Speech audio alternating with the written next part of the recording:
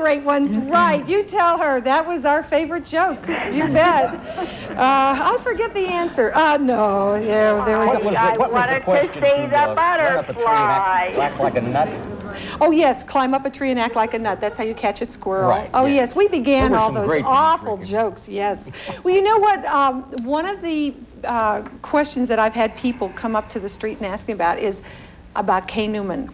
And she's back in your era with DTV with the live shows. Right. She had, let's see, Jean, she had the Kay's Kitchen. Kay's Kitchen. And then Kay calls. And Kay later. calls for cash. Then she was over Channel 11. Yeah. And she went to 4. And then And the Thoroughfare commercial. she was well known for Thoroughfare. That's what she was known for, were the Thoroughfare commercials. Hello there, right. I'm Kay Newman. Hello there. Well, Yeah. there's Kay today. You can see her on the monitor. We tracked her down, and Kay, we finally found her in Wisconsin. And that's a friend with her. And Kay was going to try and join us on the show, but a friend was having surgery, and she couldn't change her schedule at the last minute. It took us a while to find her, but if we ever have another reunion, Kay's going to be here with bells Oh, on, and that's she good. sends her love to all of her Pittsburgh friends. She looks great. Excuse me, Ricki, Go but ahead. talking about Kay, it makes me think of some of the things that used to happen. Dave, you mentioned earlier about the sets, how plain they were, and of course everything would be in grades of gray. Right. Nail polish, for instance, Kay couldn't wear in preparing meat because that would come out as black, and it looked like something congealed all over the plate. Not very appetizing. You also didn't wear anything that would sparkle. You didn't wear your diamond ring on the air or any type of glittery thing because it was actually harmful to the cameras, as I was told. They used to spray it. Yeah. Ricki, Didn't have anything I shiny. just have one funny Kay Newman story. Oh, yes. I used to play a piece called Monty's Chardash, which is a violin solo, and it was one of the things that I was sort of featured on all the time. And Kay saw me in the studio one day, and she said, "I just love the way you play that Monty's Stardust." Oh, that's our Kay. I saw her in that's Hawaii. Wonderful. Oh, did you see her in Many Hawaii, years ago, Dan? I was yes, in Hawaii she moved when there. she was living there. Yeah, My wife and I she went to moved there. Hawaii, and we called and saw her and passed some part of a day with her. And she lived in a beautiful co-op down near Diamond Head. It was beautiful over there. Yeah, she loved Hawaii. Yeah, but then she came back back. Yeah. to nurse her mother in Right. Chicago. Yes. And Kay yes, Josie. always... Well, Yeah. I was back in the days, the Dumont days, and I did a program called Ask the Girls with Florence Sando, and I did the commercials for that program. That was my first television exposure. And we used to have to put green food coloring on everything because we couldn't cook. We did all of the preparation in the dressing room.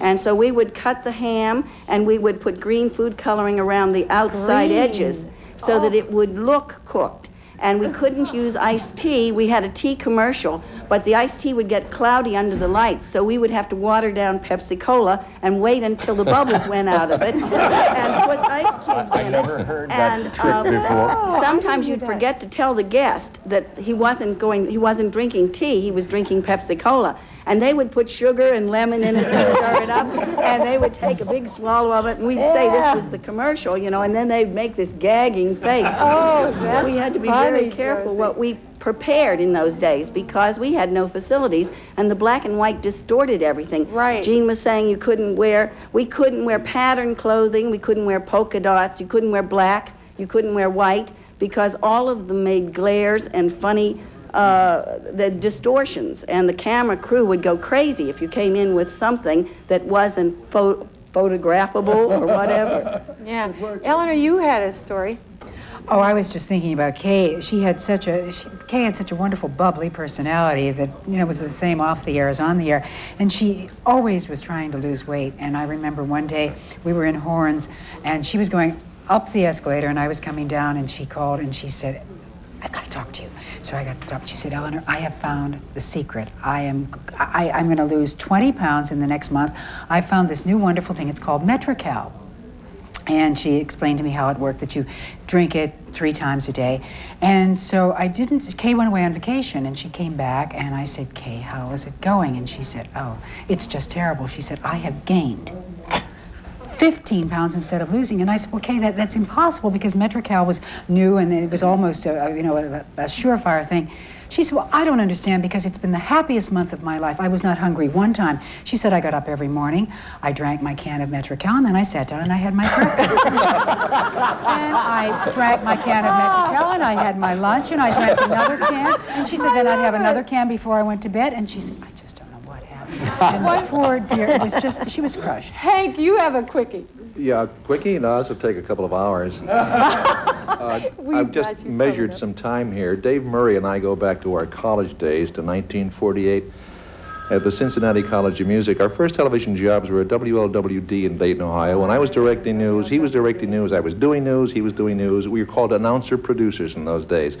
Just to show you how far news has come and gone. All right? Subtle, Hank. Dave Murray is probably the most innovative director in the world because during the McCarthy hearings, when we didn't have but NBC, CBS had the hearings. During our 5 minutes of news, we'd punch up CBS without them knowing about it. And during one of the other newscasts, when the Texas City fires in Texas, Dave, remember? The big explosions when the ships all blew up? Sure. And we used footage from the Tailspin Tommy movie. Oh, yes. Shame, shame, shame.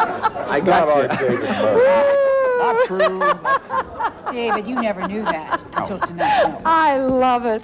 Oh, okay, we have to kind of take a little break here. We're going to go away for just a few minutes and take a station break. And while we're gone, what we'll do is play musical chairs, switch our stars over to the Peanut Gallery, and bring our next group. And I know that you're going to have just as much fun reminiscing and remembering when with our upcoming stars. So stay tuned. We'll be right back.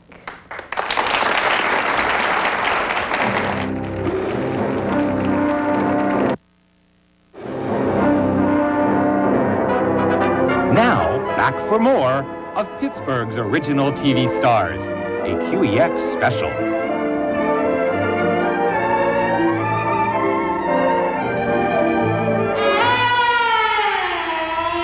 Before TV, there was radio. And Bill Brandt was there. The trumpet player from Charleroi caught on with 2 hit shows, The Midnighters Club and Music Bus. But when television came along, Bill Brandt hopped aboard. There was studio control on Dumont's WDTV. Bill was MC. That's Jesse White. And the chimp? Yep, that's Bill with the legendary Bonzo. Weekday afternoons at 2 saw the Gimbel's Shopping Review. Music, entertainment, and plenty of shopping tips from the sponsors. Bill was the MC, and Midge Nixon was our TV model. Another radio personality who turned to TV, Nick Perry. To a reporter, he once confessed, "I've killed more shows than any performer in the city of Pittsburgh." But he certainly hosted his share. There was Meet Your Neighbor and Polka Party. "I used to love to dance with the fat ladies," he said. He also presided over Dialing for Dollars, Championship Bowling, Bowling for Dollars, and Pinbusters. Jim, you have said that the Attorney General, Bob Kennedy, has been out to get you since he took office. Do you believe that this has weakened the Teamsters nationally? No, I do not. I believe it has solidified our membership more than any one thing could have did. But Nick Perry was also a newscaster. His neighborhood news aired weekdays at noon on the Dumont Network. Checking out the film with Nick is George Eisenhower, booth announcer at KDKA for 38 years. At Channel 4, Nick did a little of everything: booth announcer, sports director, and of course, MC. Another local host was a bit more off-center, more like out in left field. Because of this fine cast, this movie is rated X for extinct. Warner Olin, he wasn't. But David Krantz was Charlie Fang, the inscrutably mad host of Charlie Chan Theater. Before that, he was the trusty sidekick on the Hank Stoll Show. And long before that, he was a regular on The Greeks Have a Word for It and Showbiz Quiz. Carol Mansfield was the MC. And among the guests, Eddie Cantor and Joey Brown. David Krantz looked like the chemistry whiz in college whose grin gave away a love for practical jokes. Well, he did run for campus queen at Carnegie Tech, only to be edged out by a woman. So he married her. The woman, Lucy Seibert. She made her mark at the Pittsburgh Playhouse. Among her credits, 3 for 1, A Kiss for Cinderella, and the long-running Off the Top. Seibert crossed over into television, and her versatility brought her work. She not only did the clue scenes with Art Brown on Showbiz Quiz, but she also played a Daisy May character opposite Slim Bryant and various animals on Fun with Faye.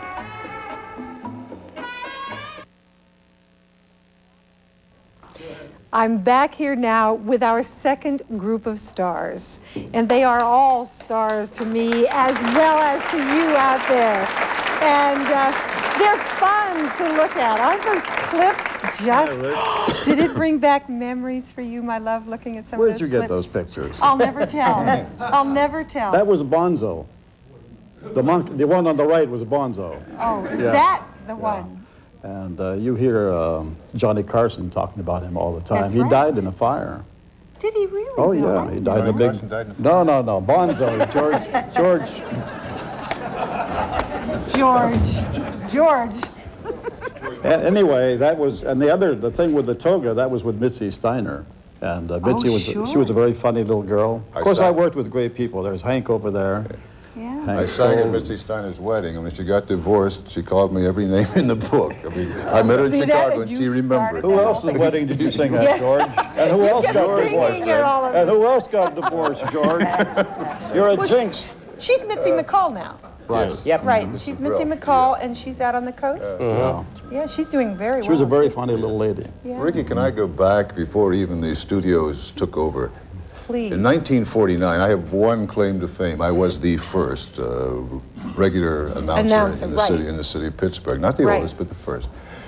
We operated out of the kitchen in the transmitter. We used to go from the Clark building where we had our offices, and we would go at 5:30 when we went on the air to the transmitter, and they put a microphone in the kitchen. So anytime, and the bathroom was right next door. So anytime anybody would flush the amenities, you had to wait until everything was over. People would come in and make coffee. You would hear percolators. One day, somebody came in, and I was on the air doing a commercial, and they said, "Here's the $2.74 I owe you." right on the air. But I have a story about this man whom I dearly love, which I don't even think he remembers. Nick Perry worked 2 jobs. He worked at WPIT during the day, and he worked at WDTV at night. And this is the strongest man I've ever known. He did this month after month after month. So we used to have a newscast at 12:30 in the evening before we signed off. It was one of those rip and read things. We had the 8B wire and just pulled the news off the wire. So Nick starts out very, very beautifully reading this news, and I'm sitting there in the control room, and all of a sudden the news gets slower and slower and slower, and all of a sudden there's a 5-second pause, a 10-second pause, 15, 20. So I looked in, and here's Nick Perry sound asleep. This is a true story. Oh, isn't that funny? Oh. And he woke up and went on with it, and nobody knew the difference. You want to rebut that, Nick? No, that's the second time that happened to me, though. Oh, really? It happened on WPIT radio also. I used to sign on in the morning, working 2 jobs, like George said. And I signed on with a 15-minute newscast. And I started reading. And all of a sudden, I faded away into oblivion. And we had instead of a telephone ringing in the studio, there was a light flashing. And I snapped my head up and I saw the light flashing. I said, that's probably the engineer. I'm thinking to myself, that's the engineer trying to find out what's going on, you know. So I put my finger on the spot in the newscast, and it continued, and finished the newscast, and picked up the phone. Spun a record, picked up the phone, said, what's the trouble, George? He says, what happened to you? You faded away. I said, you better check the tubes out there. I said, something's wrong. What Nick isn't telling you, though, What, Dave? is that when I was a senior in college, I did a radio show with Gloria Bergman. Remember Janie Wilkins? Oh, yes. And Kenny Welch on WPIT, and he was an announcer there, and Dan Mallinger. And the difference in those days is he put the audience to sleep.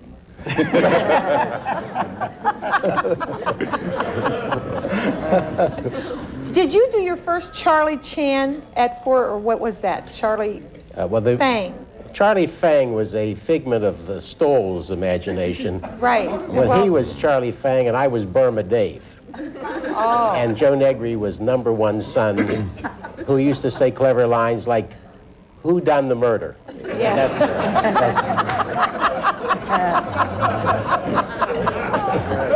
And but then the real Charlie Chan, the host of the movies, came later. That's when I grew the beard. Right, I remember that one. And then, of course, I knew the Hank Stoll morning show. Because you were on that show, too. Yes, Your I hands, was Fred. I was Fred. She had sexy black gloves and rings and rhinestone bracelets, and her name was Fred. And we only saw your hands. Right. And then the announcer was Nick on the show. You did the news. He tried to do it straight, and Stoll every morning would destroy it. Every morning. It happened one morning. It never got off the ground with sobriety because Nick would always wear a hat to do a newscast. And he'd walk from the camera to me, and he'd always have an obscene word printed on his hat. And when he got to sit down, he'd take the hat off, and I'm sitting there giggling and laughing. I could never get serious with Nick or anybody else on the show. I think what was most impressive to me about the Hank Stoll morning show was that you wrote it. Yes. In other words, there were no writers. You all wrote all your own material, and you did it every single day. Oh, let me tell you about that. Hank Stoll also did a morning show on KDKA after WDTV, of which I was the announcer, Harry Schramm. And I used to pick Hank up in the morning, physically go into his bedroom, wake him up, take him into my car, drive to work, and I would say, now what are we going to do then? And he'd say, you will say this, and I will say this, and you will say, this is how we wrote the show. This is how we wrote the whole thing. If I can interject a minute, that morning show, which ran from September of 1960 until, I think, August of 1961, there were 5 shows a week. Yes. And it was the forerunner of Saturday Night Live in its own way, or Laugh-In. And we filled all that time, and I can't even tell you how we did it. I mean, Stoll would come up with the strangest bits, and He's a strange guy. To fill time one morning, he put a record on of from My Fair Lady, Growing Accustomed to Your Face, and he grabbed a hat, which happened to be a checkered hat, and he filled up the time playing checkers with me or something and then throwing them away. Now, that was 3 minutes gone. We didn't have to worry about it. I went to take my car to the garage that day, and as I sat down, the mechanic said to me, I got the bit. Custom to Your Face, Rex Harrison hat. I got it. He never got it. He had no idea. He'd have picked up a pit helmet if there was one there. Well, my husband directed that show, and I don't think there's ever been a time he's had more fun. Tom Borden, in directing Ricky's husband, that. He used to just he loved hate us. oh no, it was, he never knew what was coming. It kept him stimulated, wondering what we were going to be doing next. Ricky, you know that your stump that you brought up yes, in the earlier segment. The caller called about. Yes, which you said resembled. Yes, and I know, yes, what it resembled. We used that one night when I was doing a commercial for, the commercial had to do with building a house. Who was that, Dave? Do you remember? Building a house. Yeah. Building a house? It was like blocks. Anyway, building blocks. I was doing the commercial. Lincoln Logs? And one of the one of the commercials, during one of the commercials, one of the stagehands got your stump and put it right in front where the camera was, where I was reading the teleprompter. And he pulled down his pants and he sat on the stump. Oh, I'm glad I wasn't there. Well, I couldn't do the commercial. No, that's so hard. Oh. Very difficult. Do you remember? Plus well, disturbing. There were so many times when you were live when people would do things to you. That's right. Yeah. And you could hardly continue on. And particularly when Gene Conley was talking about having to memorize. And you'd memorize everything. These nice people here would do things like that on the air? Folks like you? Come on, guys. Do you want to share any of them? Really? I remember a Bob Prince story of the night we were. I'm surprised. I'm shocked. Aren't you all shocked? Huh? Everybody shocked? Let's hear it. They're married to them. You know, the Bob Prince story was that they had the scores, and they would roll the scores around, and they put up there the Lions 20 and the Christians nothing, and he read it on the air, and it continued. And it didn't hit him until he got to about 8 scores later, and his whole face just went, oh, and this horror just passed over his face, and he could hardly continue on giving the scores. And because he knew the Christians had won. Yeah. Ricki, Marv Jacobson is sitting down here, and Bob Trow and I used to do a commercial, and it was Bob's job to break me up. I was supposed to be the straight announcer, and we hadn't used teleprompters ever, and now all of a sudden we had a teleprompter on the camera.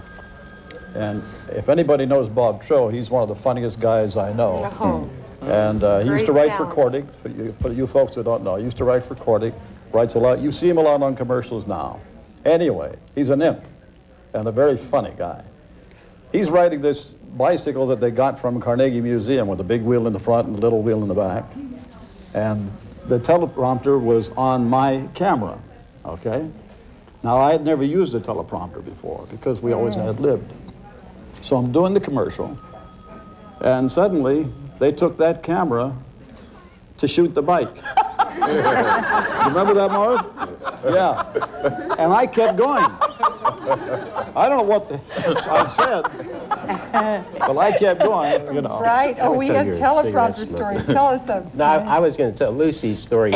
She was an animal on almost every show at the beginning. Right. I was an unstar. That's a terrible thing to say, David. But, well, I was an animal. that's right.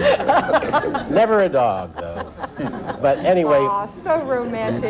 Tell him the story about how you got turned into the principal. This is the Fun with Faye show. And it was a kiddie show. I think we only worked 26 weeks. They picked us up after 13. And it was a big deal. We were really excited about it. And I played a number of animals on that, but originally I was Sammy Panda. And I talked like that. And I couldn't hear very much because I had to wear these hats, you know, with ears and stuff. But anyway, on breaks, I used to grab a cigarette.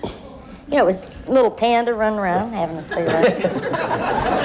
And Ida Mae Stilley did not like to see pandas smoking. No, it was bad for their teeth. And she turned me in. To Dawn Stewart. That's right. Yes, and I got reprimanded. Yep.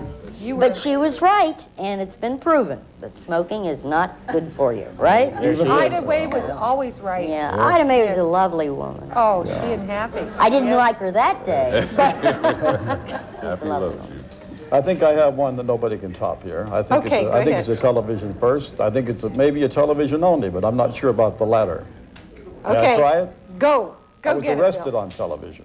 You were arrested on television? I I thought was Marie arrested was on the television. only one of us that was arrested. No, she wasn't. You weren't arrested on television, No. were you, Marie? No, I wasn't. Yeah. No. I was arrested on my show. What happened, my show, as some might remember, was very casual. Hank would do his bit, Mitzi did her bit, and I attempted to tie the whole thing together, sometimes very unsuccessfully. But it was a lot of fun. And this morning, I saw an officer's cat in the little window. Remember the old WDTV studios? Right. And I'm roaming around the studio, and I went over and I said to him, what are you doing here? We're on the show now, all right? And he said, well, I have this summons. I said, may I read it? And I read it. It has said, deliver the body of William A. Brandt to the courthouse of Allegheny County. And, oh, yes, yes, that's me. Oh, my What happened in those days, you used to save all of your parking tickets. And then you went in and settled. Right. Does anybody remember those days? Yeah. You used to get 100 parking tickets, then you'd settle for $10. That's Jim Slusser, he knows. Yeah, Jim would remember, that's right. Jim Slusser's here. He's a grand man, too. Yes. And anyway, what happened then, I had him, he didn't know me. I had him come in and sit at the desk. I said, well, we're rehearsing this show. And he didn't know we were on the air. So he sat there during the whole show. and then I turned myself in at the end of it. It was a great punchline, wasn't it? I turned myself in at the end of the show, and it hit the front page of the Pittsburgh Press. What do you think I was trying for? Oh, showbiz all the way, Bill. I mean, you're true trooper there. Well, we have a buddy of all of yours who sent us a little message. And he couldn't be with us today, but he loves all his Pittsburgh friends and for some reason loves all of you. And so I want them to roll the tape that Ray Scott sent us from up north in the hinterlands. It may be a long way in miles from the Valley of the Sun here in Arizona back to Pittsburgh, Pennsylvania, which is still my favorite city, by the way. It may be a long way in miles, but somehow at this particular moment, as I know you're viewing this, I feel very close to all of you, most of whom were my colleagues at one time back in the early days of television. I don't quite feel like a pioneer. I guess what I really feel like is a survivor. So to all of you who, like me, are survivors, I wish you the very best. And I honestly believe that television, being probably the greatest means of communication, education, and entertainment that this world has ever devised, that the best is yet to come. And I don't know about all of you, but I intend to still be involved in it for some little while. So here's to you, gang, from one survivor to another. The best to all of you. I wish I could be with you.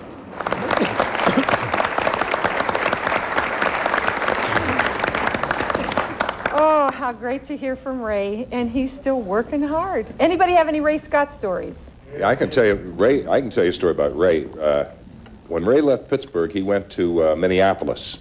And he became very active. He was president of the Pittsburgh for a while, and then we went to Minneapolis, became president up there also after a while. And I hadn't seen Ray for, maybe 7 or 8 years, and we ended up at a convention, the After National Convention down in New Orleans. And I said, has anybody seen Ray? And they said, yeah, he's up near the pool on the roof of the hotel. And I went up there, and I must tell you that I told my wife, I'm just going to see who's here, and I'll be back shortly. And I went and I found Ray. Well, Ray and I hadn't seen each other, as I said, for maybe 7 or 8 years. And there was a little bar right around the corner from the pool. So Ray and I walk into the bar. Now, this was, maybe 15, 20 years ago, so you can imagine what a $50 bill would buy in a bar in those days. Well, Ray was very, very successful with CBS at that time, and he thought nothing, and he whipped out a $50 bill and threw it on the table. And we sat there until we drank up that $50. To this day, my wife still doesn't know whatever happened to me. I'll be back in a few minutes. I'm just going to see who's out there. And Ray and I sat up there next to the pool and finished off the $50 bill. I'm impressed you're both still alive. Remembering how much we've recovered. Yes, you talk about survivors. There they are. Oh, that's good. Yes, Nick. Ricki, I think Ray is one of the greatest sportscasters ever to hit the circuit. Even though he didn't know a particular sport, boy, he made it sound like he knew everything about that sport. We went to Cleveland one year to televise the first hockey game. I was doing the color, he was doing the play-by-play. It was the Cleveland Barons, is that what they call it? The Barons, yeah. Against the Pittsburgh Hornets. And all the way up on a train, Ray and I were boning up on hockey, because I had never done a hockey game, neither had Ray. And he also was quizzing all the sports writers who covered the hockey. And he went on there and he did a commendable job. And your opening line was, gee, it's on ice. No. No, my opening line, my opening line, which hit the newspapers, I said, must be slippery down there.